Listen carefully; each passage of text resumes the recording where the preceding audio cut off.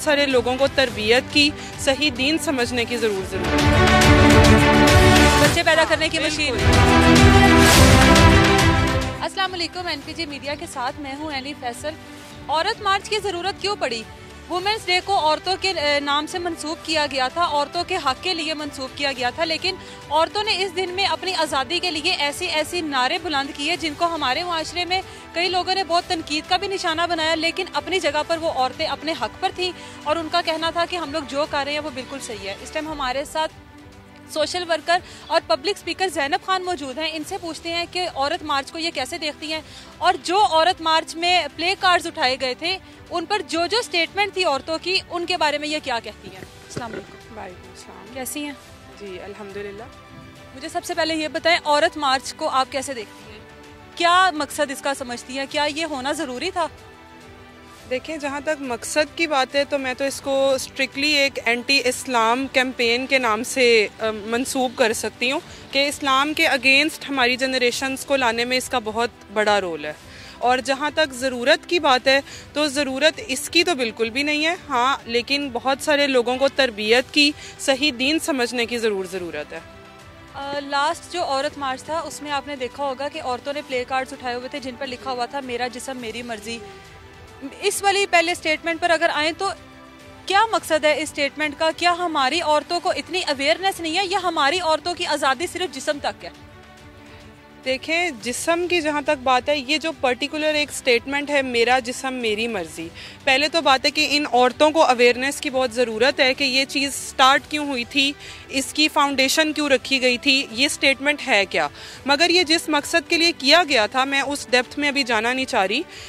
जिस मकसद के लिए किया गया था उस मकसद को साइड पर कर इन्होंने उस स्टेटमेंट को इंटायरली एक डिफरेंट तरह से यूज़ किया है, माशरे को एक गलत डायरेक्शन में भेजने के लिए कि औरत अगर अपना जिस्म एक्सपोज नहीं करेगी तो औरत आज़ाद नहीं है, ठीक है। जबकि ये दीनी पॉइंट ऑफ व्यू से और सोशल पॉइंट ऑफ व्यू से बहुत ही गलत चीज़ है, क्योंकि अब मैं भी एक वर्किंग वुमेन हूँ, बहुत सारी हमारी वर्किंग वुमेन है, आप भी हैं। हमें एक मॉडेस्टी सिखाई जाती है, घर से निकलना हमें मना नहीं किया जाता, लेकिन उस चीज़ को एक मॉडेस्ट वे में किस तरह करना है, एक मियाना रवि से अपने आप को एक इज़्ज़तदार खातून के तौर पर आपने माशरे में किस तरह मूव करना है, उसके हमारा दीन हमें कुछ लिमिटेशन सिखाता है, जिसको हम फॉलो नहीं करेंगे तो नुकसान हमारा ही है। क्या लिमिटेशंस हैं आपकी नज़र में? क्या लिमिटेशंस हैं? ये इस सवाल को अगर आपको मुझसे पूछने की ज़रूरत भी पड़ी है ना, तो ये इस चीज़ की अक्कासी करता है कि हम कितने पीछे हैं अपनी रिलीजियस किताब से और अपने दीन से। क्योंकि औरत की लिमिटेशन में मैं आपको एक छोटी सी एग्जांपल देती हूँ। आप हज़रत खतीजा की लाइफ को स्टडी करें, वो सबसे बड़ी ताजिर और one of the richest women थी इस्लाम की, ठीक है, लेकिन वो काम करती थी, उनके पास वर्कर्स थे, ऊंट थे, आदमी थे, लेकिन हज़रत खतीजा का एतदाल देखें आप कि वो मॉडेस्ट वे में अपने आप को ड्रेस करती थी। मॉडेस्ट वे ये होता है कि आप खुले लिबास पहने जिसमें आपके जिस्म की अक्कासी ना हो, नुमाइश ना हो, आप इतनी जीना करके बाहर ना निकलें कि एक नामहरम की आपके ऊपर नज़र पड़े तो उसके दिमाग में शैतानी ख्याल आए, ठीक है। ये बहुत सारी लिमिटेशंस हैं हमारे दीन की जो एक औरत पर इम्प्लीमेंट होती हैं, लेकिन हमारा दीन औरत को कैद नहीं करता, ये बेसिकली उसकी अपनी प्रोटेक्शन के लिए है। क्योंकि अगर आप कुरान स्टडी करती हैं तो आप देखें कि 90% ऑफ कुरान जो है वो औरत के हक में बोलता है, औरत को प्रोटेक्ट करने के लिए बोलता है। मर्द को उसका हाकिम नहीं कहा गया, मर्द को उसका प्रोटेक्टर कहा गया है। अगर आप सही दीन पढ़ें तो कि आपके जो महरम है वो आपको प्रोटेक्ट करते हैं। तो औरत जो है वो कोई ट्रैश नहीं है, गार्बेज नहीं है जिस पर आप पाँव देकर आगे निकल जाओ। इस्लाम में और अगर कुरान में औरत को इतनी इज्जत दी गई है तो हमारे मुआशरे में ऐसी कौन सी गलती हुई है जो औरत को इतना बड़ा मार्च करना पड़ा और इतने इस तरह की स्टेटमेंट्स देनी पड़ी? गलती सबसे बड़ी तो ये है कि आप देखें, जब एक पौधा आप देखते हैं, ये दरख्त ही आपके सामने है, आप इसको देख रही हैं, तो ये एक दिन का काम नहीं है। पहले बीज बोया, फिर उसे नर्चर किया, पानी दिया, धूप दी, बढ़ता बढ़ता बढ़ता लास्ट पर क्या आएगा, वो दरख्त आपको वही फल देगा जितनी आपने उससे मेहनत की है। ये जो आज मार्चेज हो रहे हैं, ये जो आज एंटी इस्लाम चीज़ें हो रही हैं, ये कोई एक दिन की कोशिश नहीं है, ये एक बीज है जो हमारे फोर फादर से चलता आ रहा है। जो औरतें इंसाफ की हक मतलब रखती थी, हक के उनको इंसाफ मिले। बहुत सारे मर्द जो ऐसे गुनाहों में थे जो इस्लाम में माफ़ी के काबिल नहीं है, एक निकाह के रिश्ते में माफ़ी के काबिल नहीं है, उनके ऊपर उनको कहा गया कि ये तो नाता तोता कोड़ा है, इस तरह की आपने सुनी होंगी बातें हमारे माशरे में कि इसके साथ रहो। इसी तरह वाइस वर्सा, एक औरत ख़राब है और मर्द को प्रेशराइज़ किया गया कि रहो इसके साथ, बिकॉज तुम्हारी शादी हो गई, ख़ानदान टूट जाएंगे। ये इस्लाम में ये चीज़ नहीं है, लेकिन माशरे में है। उस औरत और उस मर्द में, एक औरत और मर्द के लिए जो नफ़रत पैदा होती गई वो आगे उसने अपनी जनरेशन्स पे पास ऑन की। अब वैसी औरत की जब बेटी होगी तो वो उसको क्या कहेगी कि तुमने कल को मर्द के बराबर रहना है, उसको पाँव की जूती बना देना है। इसी तरह वैसे मर्द की जब शादी होगी उसके बेटे की तो वो उसे कहेगा कि तुम औरत को पाँव की जूती बना दो। इस तरह ये चीज़ें जनरेशन्स में पास ऑन होती गई कि आज हम यहाँ पर हैं कि हमारा जो असल फोकस है कि हमारे बच्चे तरक्की करें, अच्छी इजादात करें, अच्छे एक्सपोजर लें, उसकी बजाय मर्द औरत के मुकाबलेबाजी में हमारी जनरेशन को लगा दिया गया है।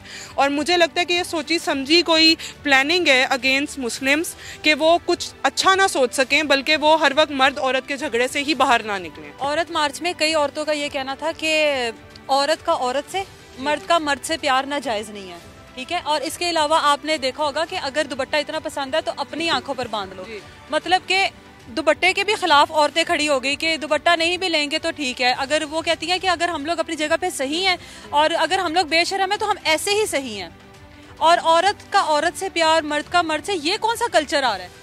पहले तो मैं ये दुपट्टे पे कमेंट ज़रूर करना चाहूँगी कि देखें ये हमारा एक कल्चरल ड्रेस है।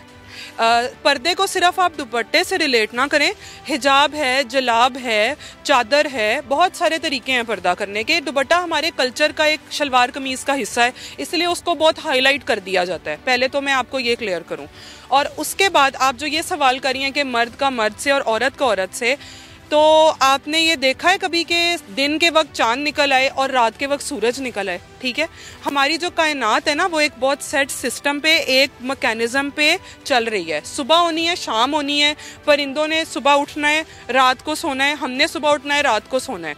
अगर आप उसको ऑपोजिट कर देंगे तो क्या होगा? आप मुझे बताएं, पूरी कायनात का निज़ाम ख़राब हो जाएगा। आपको समझ ही नहीं आएगी कि आप किस दुनिया में रह रहे हैं। अगर आप अल्लाह की बनाई हुई कायनात का फ़्लो तोड़ेंगे, औरत और मर्द को जब बनाया गया है तो उसकी बेसिक जो वजह थी वो ये थी कि जनरेशन्स, दुनिया आगे बढ़े, जनरेशन्स, नस्लें चलें, ठीक है।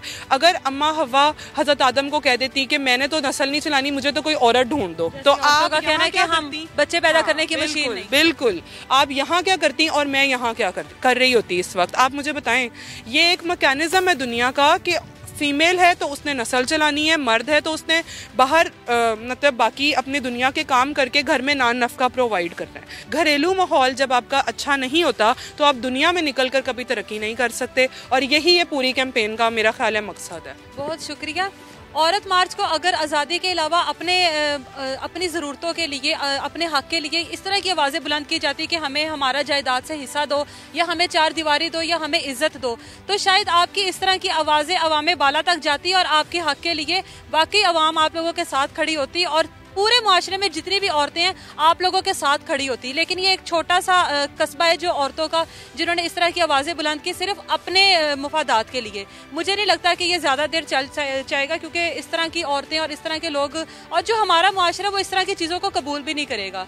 अपना बहुत सारा ख्याल रखिए। अल्लाह हाफ़िज़।